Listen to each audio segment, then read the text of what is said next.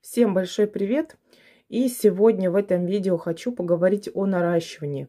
Очень частый вопрос, тем более от новичков, как наращивать правильно, когда наращивать. Здесь нет понимания особо, да, вы видите то, что мастер это делает, а каких-то правил, по которым он действует, вы не понимаете. И это логично. При плетении мы используем бумажные трубочки, которые имеют какую-то длину, не заканчиваются, и, соответственно, нам нужно их стыковать друг с другом, чтобы продолжить плетение дальше. Сразу давайте поймем, что любое изделие, будь то плетеное, вязаное или пошитое, имеет лицевую сторону и изнаночную. Вот у пошитой одежды все знают, лицевая сторона выглядит красиво, на изнанке все швы и все остальное находится. Оно как бы есть, ну так спрятано. И даже если мы видим эту изнанку, то она выглядит опрятно. Вот то же самое в плетении, нужно нам этого добиться. Здесь у меня салфетница, которую я когда-то плела, тоже есть на моем канале это все. И хочу показать, что не все изделия, допустим, да, если это какой-то короб высокий, бельевой, и тем более с чехлом, то внутренние швы, они как бы не очень, стыковки будут видны. А вот с низким бортиком изделия, вот видите, раз, два, три стыковки, они есть, но они не очень бросаются в глаза. И нужно понимать, что изделие должно выглядеть более-менее эстетично. В общем-то, добиваемся того, чтобы наша стыковка была как можно более безупречна. В идеале вообще незаметно. Тут, конечно, у меня светлые трубочки, и места стыковки, они будут менее заметны. Но если вы морилку используете для окрашивания трубочки, то пигмент очень часто при высыхании скапливается на концах трубочки. И здесь такой момент, трубочку можно кончики на 2-3 мм подрезать. Потому что мы наши концы трубочек обрезаем и стыкуем с другими трубочками. Вот этот пигмент, он дает контраст при стыковке. В общем, это место очень сразу бросается в глаза. Ну, если у вас трубочка, как у меня, светлая, можно этого не делать. Это выбор каждого. Попробуйте так, попробуйте это, и как вам больше понравится. В общем-то, нужно нанести капельки клея вовнутрь трубочки новой и произвести наращивание за стойкой. Мы трубочку подрезали и делаем. Так, сейчас такой момент.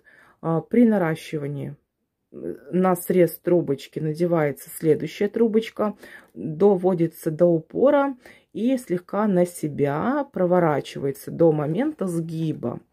Вот. Когда я трубочку, чтобы мне ее подрезать, довожу до стойки, в этом месте слегка подгибаю, делаю обязательно срез. Срез должен быть не очень длинным и не очень коротким. Почему? Потому что ну, где-то в районе сантиметра. Потому что трубочка, она имеет полую часть вот с этой стороны, не очень большую, вот такую, где-то в районе сантиметра, может быть, чуть больше. И когда мы подрезаем хвостик вот этот вот, да, то чем больше мы его обрежем, тем меньше останется места для наращивания. Это нужно понимать. Так, давайте еще раз. Вот он, мой кончик. То есть мы его заостряем, делаем под уголком. Здесь я подрезала, до упора довожу и начинаю на себя слегка прокручивать до места сгиба. Все аккуратно разглаживаю пальчиком, если это необходимо. Убираю излишки клея и затем завожу за стойку. Все, видите? Ничего не видно. И там на изнаночной стороне все будет выглядеть опрятно. Также поступаю со всеми остальными моими рабочими трубочками. Когда вы плетете, вы уже должны заранее беспокоиться, что трубочка может закончиться, да, но вы видите, что она уже кончается, и до следующего момента, вот здесь ситец плетется, выходит за стойку, завожу рабочую трубочку перед стойкой и снова за стойку. За стойку завела, перед стойкой, за стойкой. То есть наша длина шага равна вот этому промежутку. Соответственно, трубочка, наращивание должно производиться за вот этой стойкой. Вот из-за стойки вышла, обогнула следующую стойку, дохожу до стойки, за которую буду заводить.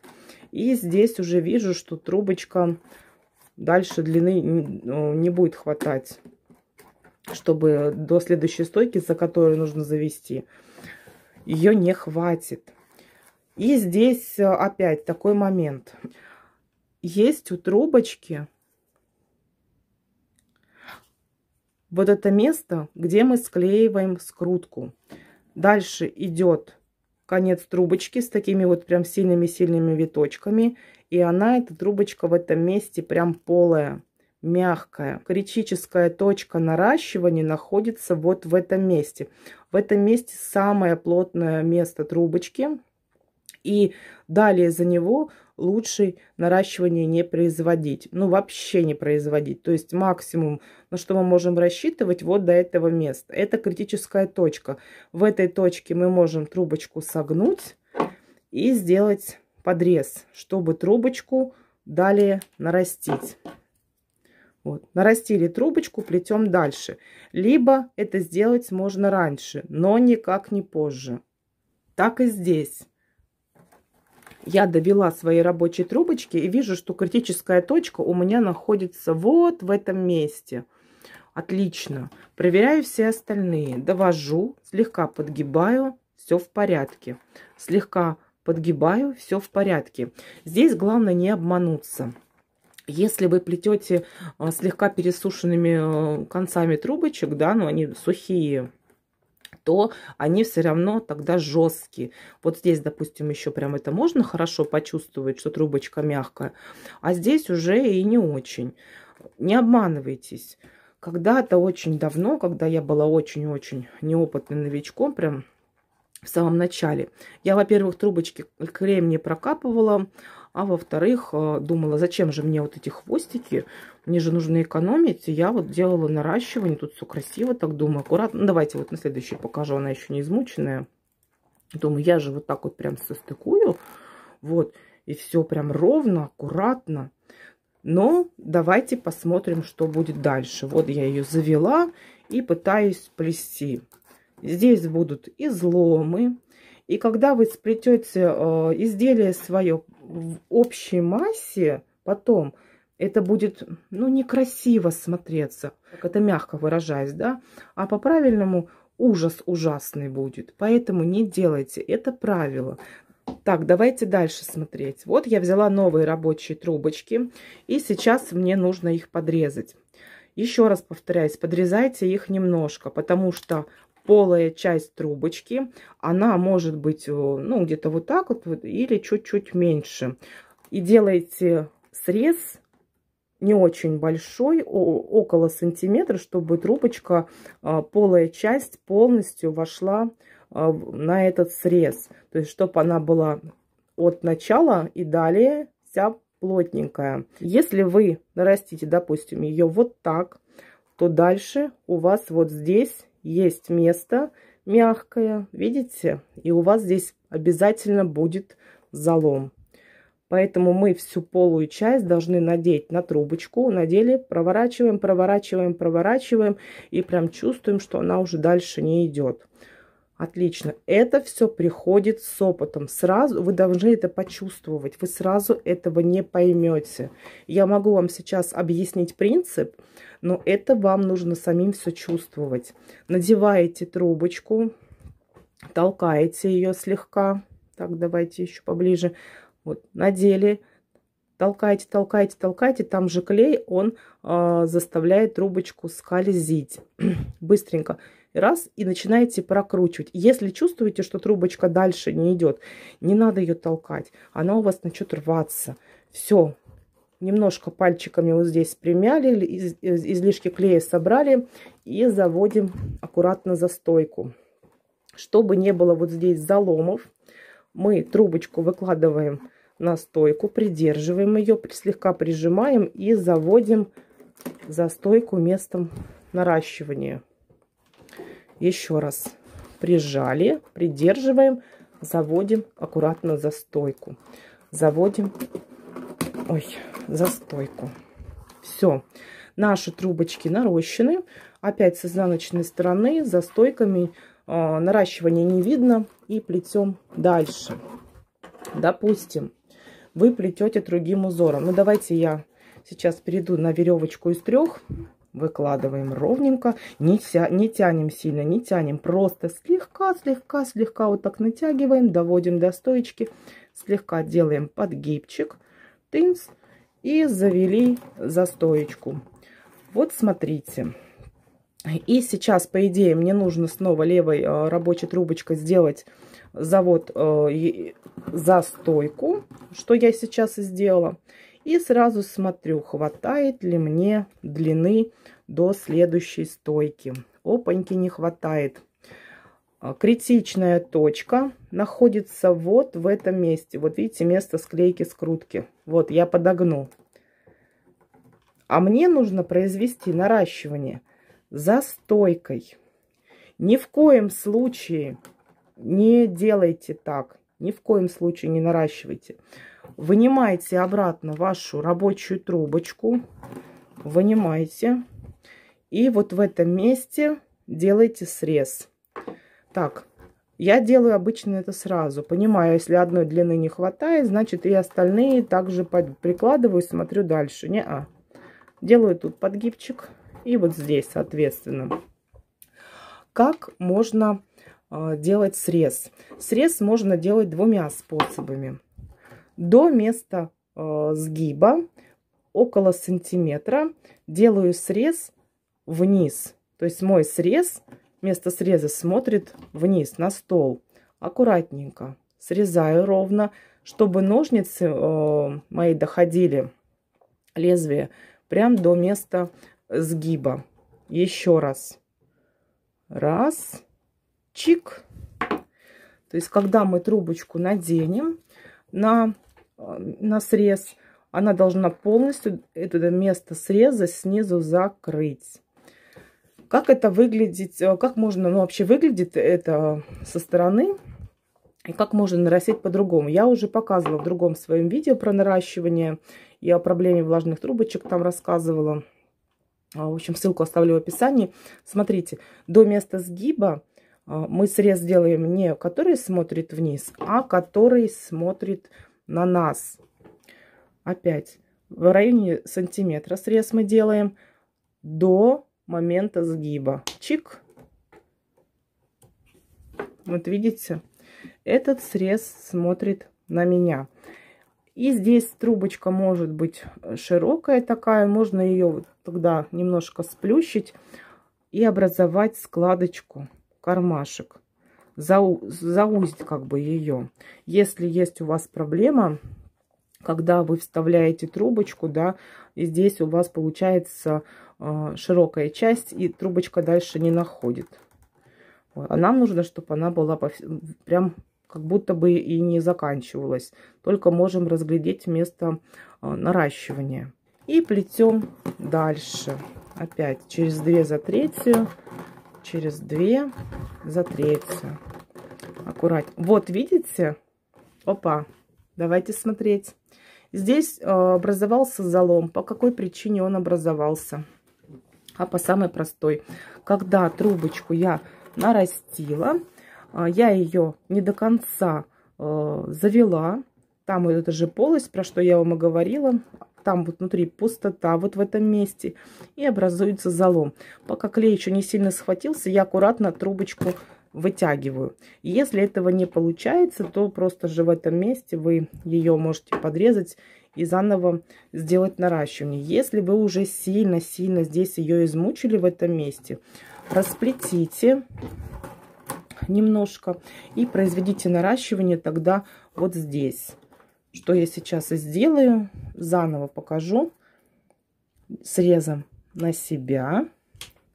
Можно делать кармашек, можно не делать. Я сейчас сделаю. И заново наращу трубочку. Трубочку я не буду специально подрезать. Здесь у трубочки есть такой как бы уголок, да, более длинная часть и короткая. Вот короткой стороной направляю на себя, а длинная за трубочку. Вставляю, насколько это возможно, и проворачиваю на себя. Провернула, сгладила все, излишки клея убрала. Так, хорошо. И аккуратно завожу за стойку. Здесь все отлично. И дальше проплетаю. Итак, подведем итог. Наращивание всегда производим основное за стойкой, то есть там, где это место будет незаметно. И не заходим за критичную точку, которую я вам показала. Тогда ваше плетение будет выглядеть аккуратно, опрятно и очень-очень красиво. Есть, конечно, моменты, допустим, когда ручку делаем и еще какие-то моменты. Здесь принцип один, как там производить наращивание, да, чтобы это выглядело незаметно. То есть, если вы, допустим, ручку закручиваете, что-то там делаете, и делаете это в том месте, где это будет менее заметно. Я когда-то видела еще, что у одной мастерицы, я не помню, у какой точно, это было очень давно, она сплела изделие из толстых-толстых трубочек и наращивала, ну, такое брутальное у нее было плетение, и наращивала трубочки с лицевой стороны тоже. Если вы хотите так попробовать, то наращивание лучше производите перед стойкой. Это будет наиболее правильным вариантом. Потому что вот здесь, когда трубочка перехлестывается, да, то больше вероятность, что она как-то согнется. В общем, будет это не очень хорошо выглядеть. И к итогу нашего вот этого всего видео хочу вам показать еще один способ наращивания. Значит, давно этого не делала. Сейчас завожу за стойку трубочку, беру другую, новую, кончик подрезаю. У меня здесь он уже подрезанный. Вот, я его слегка сплющиваю, промазываю клеем. Прям чуть-чуть. Немножко, чисто символически. Так, излишки даже можно убрать. Завожу за стойку, чтобы она прям там за стоечкой была, не выглядывала, да, вот как сейчас. Давайте я ближе вам все опять покажу. Вот сейчас, видите, выглядывает. Нет, этого нельзя делать. Нужно ее прям там спрятать вровень с той рабочей трубочкой. Вот. Ждем пару-тройку секунд. Слегка нажимаем. Получается, вот эту трубочку, первую рабочую, доводим до следующей стойки. Здесь ее подрезаем, чтобы она на миллиметр-два не доходила до крайней стойки. Надеюсь, вам видно. Также капаю клей с одной и с другой стороны. Можно взять какую-нибудь, допустим, другую обрезок трубочки, да, и размазать. Очень аккуратно тут работать все надо. Вот. И внахлёст рабочую следующую трубочку также выкладываю. То есть у меня получается здесь стыковка и здесь стыковка. И уже также придерживаю, прижимаю, завожу уже рабочую трубочку за следующую стойку. И, конечно же, там, если что-то идет не так, подправляю. Тут момент такой, без стыковочной, получается, с лицевой и изнаночной стороны у нас момент наращивания трубочек. Но здесь образуются выпуклости. Покажу вам сверху, постараюсь. Вот. Там будет выпуклость и с этой стороны. Можно, конечно, приминать трубочку здесь, но это выглядит хорошо, достаточно, но требует также затрат вашего времени. Вот это постоянная подклейка. Ну, не знаю. Один раз так я короб сплела и поняла, что в этом вообще никакого смысла нет. Есть тоже свои нюансы. Я, с вашего позволения, все быстренько вот это уберу, потому что я сейчас это все буду расплетать. Вот. Готовлю вам МК плетение красивишной корзины и просто решила кое-что отснять. Все. Можете воспользоваться таким способом, если он вам вдруг интересен. И на этом моменте я заканчиваю свое видео. Если вдруг у вас остались какие-то вопросы, не стесняйтесь, задавайте их в комментариях. Желаю вам успехов в плетении, творческих идей. И пока-пока. До новых встреч.